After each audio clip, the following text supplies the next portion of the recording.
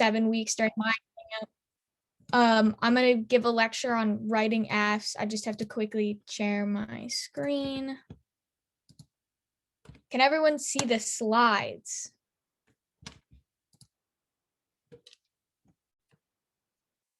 Okay, I think a couple more people came in. So if you don't know, I'm Clara. I go to Minneapolis South, like in Minnesota. I was a 2A for 2 years last year and the year before that. And this year I'm going to be 2Ning. I probably can answer questions for both sides, but we're going to do a quick lecture on writing Affs for the season. So the first thing, obviously, before you're writing an Aff is that you need to decide what kind of Aff you want it to be. Mostly when you write Affs, you should have some kind of like vision about what teams you're going to debate against, like what teams you want to read the Aff against, and what the specific Aff strategy will be against most negative positions. So I categorized Affs into like 3 categories. The first is like the all-around policy Aff, which is going to be Aff you read most rounds and against most policy teams. The second Aff I said were like trick Affs, and those Affs are going to have like a specific thing that they're meant to do, like link turning or impact turning politics, or like a certain impact turn you want to debate all the time. And the last one is just policy Affs that you write versus the K for teams that you know are one off or mostly read the K instead of anything else. The first category, all around policy Affs. These Affs are pretty generic and basically need to have answers to everything you think the negative is going to say. That includes T, disads, and counterplans. Before I would write one of these Affs, I would definitely investigate the T file and think about which Affs you think are going to be topical, because T can be really difficult to debate if you don't meet. But if you think you can win a T argument, it's like sometimes worth reading an Aff that's like kind of topical. You're going to become really familiar with this Aff. And I actually think it's a really good idea when starting to read these Affs is just doing some like generic research about the topic area it's in. Because when you understand like the topic area it's in, you're going to sound really smart when the other team asks you questions, and like judges love that. I think that some of these Affs are terrible. Like some people just write like atrocious Affs and they really suck against the K. And then like you hit a critique team and this Aff just loses. So if you're debating the K with one of these Affs, you like need to decide before round whether you're doing the like permutation, no link strategy, or the impact turn strategy, like the state is good, like hegemony is great, kind of that kind of thing. These Affs can be kind of difficult to find. Like they have to be good against most positions, and the state's counterplan is like really broken on this topic, so it can be sometimes a little difficult to find deficits to that. But when you find a good one, they can usually last a really like long time. So it's usually good to like invest some time in writing one of these or like finding one of these so that you can cut it either now or later in the season, stuff like that. The second one, oh yeah, I just put some examples here. So I would put MPAs and fracking in this category. And I think that these Affs usually have one weakness, usually in the T, disad, or counterplan like version. Like some states are weaker to counterplans, but really great against disads. Like you kind of just need to pick which thing you're willing to debate and you think you can debate better than other teams and kind of do that. MPAs isn't great against T unless you really want to debate T oceans, and fracking arguably links to politics because like oil companies really love fracking and they would really hate if we regulated it. So they have some influence on politics, which makes it a little bit harder to run that Aff. The second category, this is like my personal favorite category, is trick Affs. And these Affs that are trying to get the debate to be on something that you want. You're trying to trick a 2N either into going for something that you want them to go for, or you just want to bring the debate onto like your ground. These Affs are really good at that, and they trick 2Ns into things they think they want to defend, but then don't always want to defend, which is super strategic. I really enjoy the trick Affs. I think the weaknesses are that usually these Affs aren't strong all around. Like these Affs have to have an answer to the state's counterplan in politics, but they usually aren't great against everything. So they often end up being one-time Affs that you would prep against a specific team that you think is really good. And you have to be really confident that you can win this trick. Like you have to know it in and out. You have to be able to debate it, especially if you're trying to tempt them into an impact turn. So last year, me and my partner, when we were prepping for the TOC, we prepped a couple of these Affs, and there was a couple teams we knew that basically if we offered them an impact turn debate, they would pick us up on it. So last year we read an Aff that the second advantage, like we didn't have an answer to the exec counterplan, which is like, what if the executive just did the Aff? So we basically just impact turned it. We wrote this Aff where the second advantage basically was executive flexibility bad. Like the executive needs to have less power than the other branches, kind of like that. And 2Ns always picked us up on that debate, but we just practiced that debate a lot. And we like loved debating the exec flex debate. So we decided to write this aff that was built to like have 2Ns impact turn it. It usually worked better as a one-off aff, because then later in the season, people just like didn't go for exec flex, and then we started losing because it was less strategic in other areas. The other aff that I can think of that's like this is last year GBN broke an aff that was basically just meant to impact turn politics. Like they had a states deficit and they had like some other like generic answers to all the disads, but basically as soon as people read politics, they link turned it. They were like, the plan is popular, like only we can create like fix the divide between Republicans and Democrats means that infrastructure will pass. Like they knew they were going to do that trick. They read it every round and people were never prepared for it. And it makes the other team like think about the block a little bit more, and they have to like be more strategic about what they're reading in the 1NC. So I'm like a big fan of these affs. I like them a lot. The last aff is affs versus critical teams. I think there's probably two categories of these affs. The first would be affs that are meant to no link, and well, these affs usually are generally not strong in all areas. Like they're really good against the K. They usually don't have counterplan deficits. Like you're just defending something you want to defend against a critical team. So you'll have a little more practice on that strategy, and it can give you specific like link turns and answers to the alt, stuff like that. But you have to be like ready. You have to know that this team is only going to go for the K, because otherwise this aff is super hard to win on. There's two different versions basically of this aff. The first one is my personal favorite, which is just being like, we're going to sit down and defend a really good idea, and it's going to be really hard to debate because it's just a good idea. Last year, we wrote an aff like this that was about harm reduction, which is like basically a version of drug policy where we decriminalize all drugs, and that our approach to drug policy should be based on people not dying from drugs. Like people are going to be addicted to drugs at some point, inevitably. Like the harms of the world make it inevitable, but we should make sure that they don't have to face the harms of it in every day. Like people should not die from drug overdoses. Like it's avoidable. So we wrote this big aff about like safe injection sites and decriminalizing drugs. And we defended that against most critical teams. And that was one of our favorite affs, and we got super invested in it. The second version of these affs that you can write is basically meant to impact turn, which is basically like capitalism is good, liberalism is good, hedge is good, the state is good. And Westminster read an aff like this last year that was basically a big defense of hedge. And these affs are kind of super difficult to debate, because the people who write about like hedge and capitalism and liberalism are like super invested in it. And they write really good cards about like why we should keep doing that. So they can be kind of difficult to answer. It kind of just depends on what you think your angle versus the K, what you want it to be, and like what your strengths are. And then, yeah. So now I'm going to go into like the researching process. I split it into 4 categories. I had a 5th one, which is about writing a plan text, but I wasn't certain if that was super helpful. So I cut that out. So here's my like 4 steps, I guess, to like researching and cutting an aff. I think a lot of the thought process actually goes in before you start like cutting cards to do it. Like I think people should really think about their affs before they actually start investing like research time into it. It makes your life so much easier later in the process when you've already thought about what your strategy is against all the negative like generic positions. So I would think about affs before you write them. Like you should not just cut the cards for it. So the first would be finding an idea, like just kind of researching, finding an aff you think is a good idea, thinking it has a states deficit, stuff like that. My advice for this would be actually just doing kind of generic searches, because when you do more generic searches, sometimes you can find a theme, which is like when you're like Googling just like water regulation, there'll be a bunch of people talking about a specific issue. Like, for example, we basically found one of our affs because if you do generic searches, there's people talking about like the threat of domestic terrorism and like white supremacists. And when you find that like theme in the literature, then it's way easier to cut an aff, because you can kind of find like a niche place to start. And you know that all these authors are writing about this one thing. And then those people are all going to have answers to like all the generic stuff you have to answer.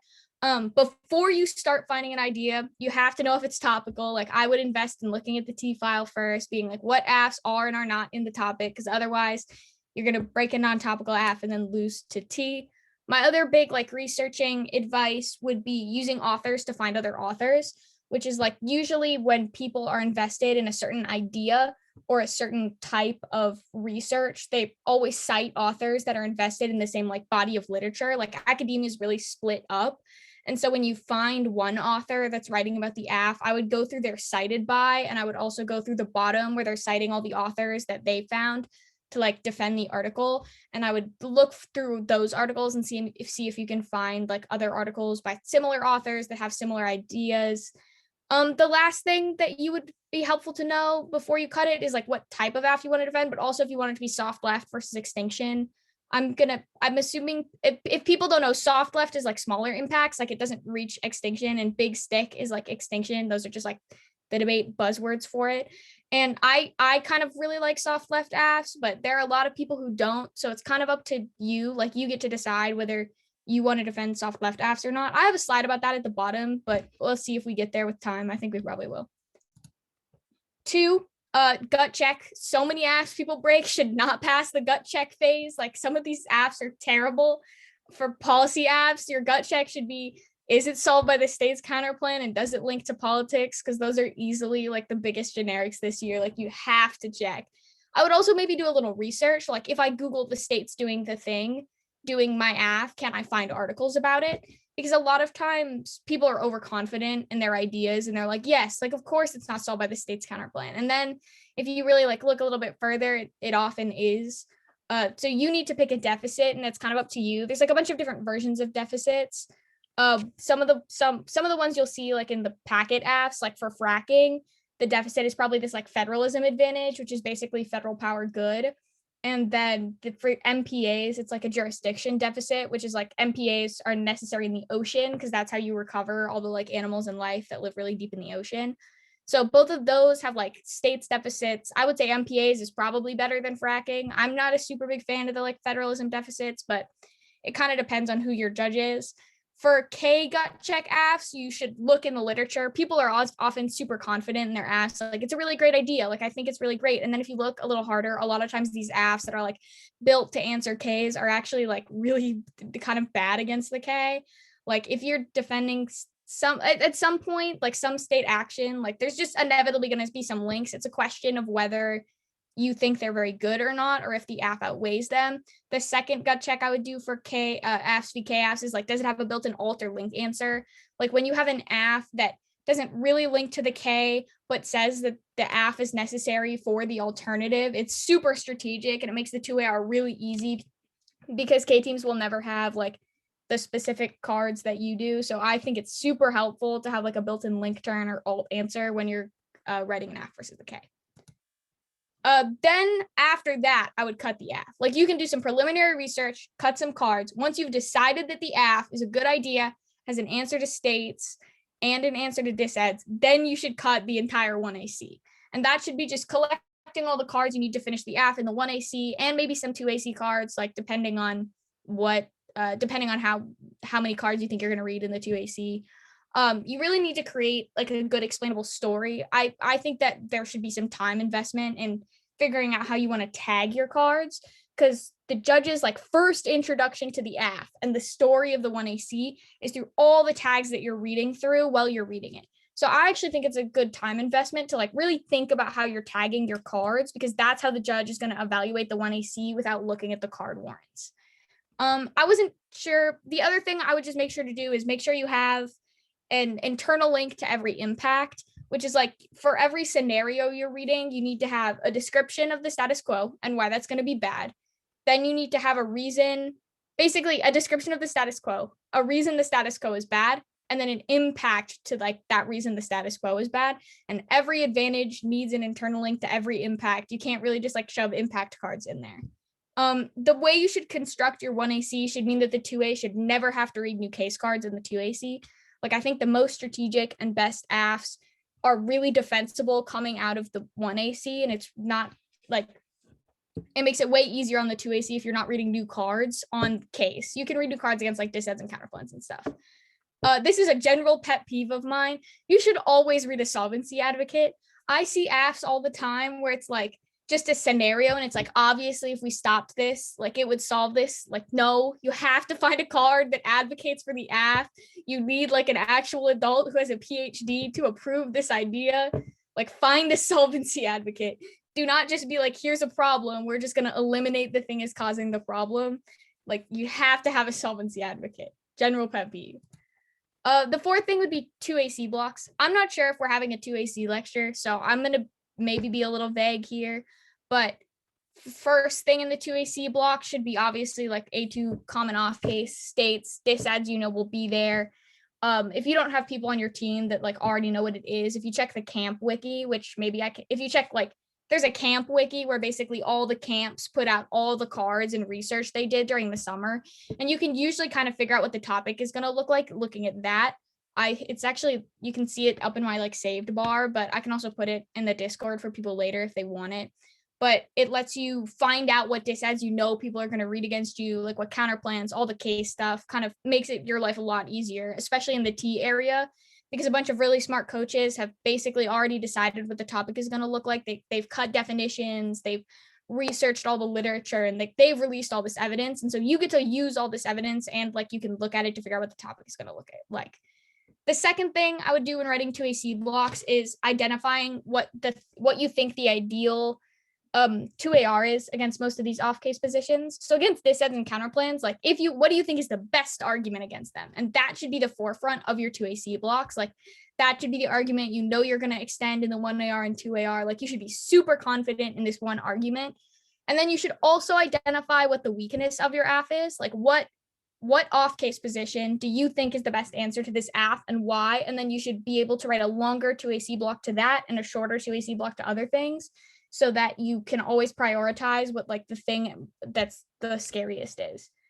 The third thing, just general advice, I like having a top line, which is where you have a version of your 2AC block, which is basically only the arguments that are necessary, because sometimes teams go like 13 or 14 off. Not a lot of teams do it, but when they do, it's really helpful to have a shorter version of your 2AC block where it's only the arguments you need and you aren't going to drop anything super necessary. And then the like normal version, which is your longer version, which has like the arguments you want and some other arguments to like take up some block time and maybe some other arguments like just kind of with some extra stuff. For general tip, I really like analytic heavy 2ACs. I think a lot of times the best answers to disads like aren't found when you're researching, because disads are made up of like 4 different bodies, like 4 different articles that are not talking to each other.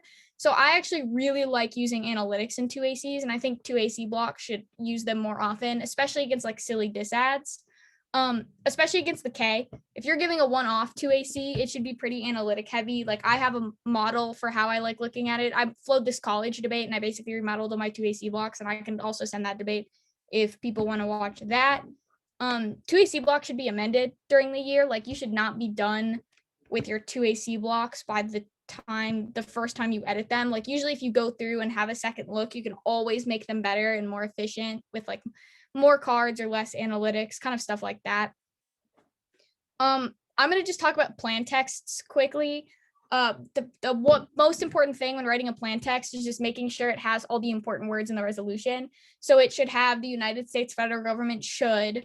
I can't remember what the verb is before water resources, but should always say that, like water resources, and it should always say in the United States. The other words you add are up to you or like dependent on the specific AF, but you kind of need all those words to make sure that you can go for plan text in a vacuum, which is a T argument.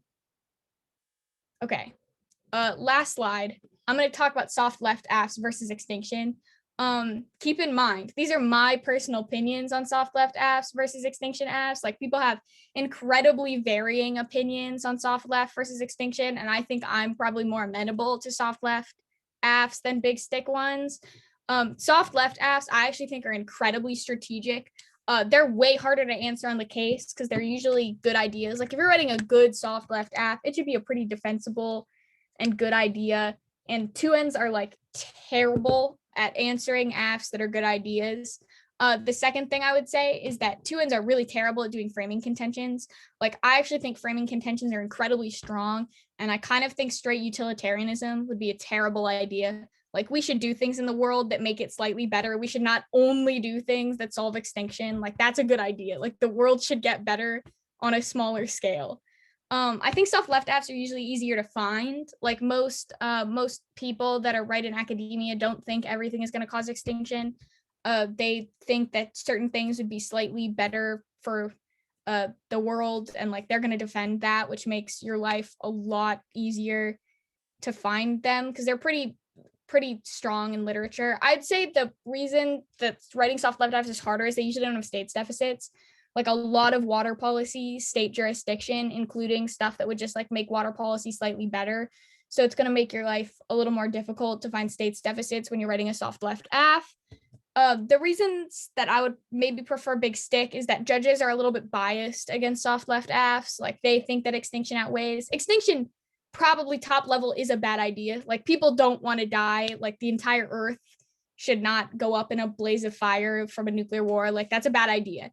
You can outweigh disads with big stick Affs, and it's better for impact calculus. Like you have an impact to compare to the disad that judges will let you outweigh and can kind of outweigh on the like time frame, probability, magnitude scale, right? The other reason big stick, the other time I would prefer big stick Affs is against the K, because I think that they can sometimes outweigh the impacts, and it kind of minimizes the amount of things you need to do. Like you really need to win extinction outweighs against the K when you're reading a big stick Aff, and extinction outweighs is like a really good argument against the K and kind of hard to answer. Personally, my favorite soft left arguments are basically the like we should make the world slightly better, but also I like to do link turns. I actually think the link turn for framing contentions is like really strong, which is that making the world slightly better actually reduces existential risk. Like things don't just cause extinction. The reason climate change is super deadly is not just because it is. It's because we've left it there for so long and we ignored it. So I really like the answer that smaller conflicts will spill up to create existential events. Like existential events are built of a bunch of smaller things that we could have done earlier to make the world slightly better, and we didn't because we ignored them. And now it's an existential risk. I think that link turn is super strong, and I really like going for that argument. But also, like, I just don't think there's going to be that many good soft left Affs this year, given that politics is really good, and like states Affs are kind of states is like super strong on this topic, so it makes it a little more difficult to write a soft left Aff. Yeah, that's what I have. I do not have an hour. If anyone has questions, we can talk about either writing Affs. I also read both MPAs and asked about exec flex. I could talk about the exec flex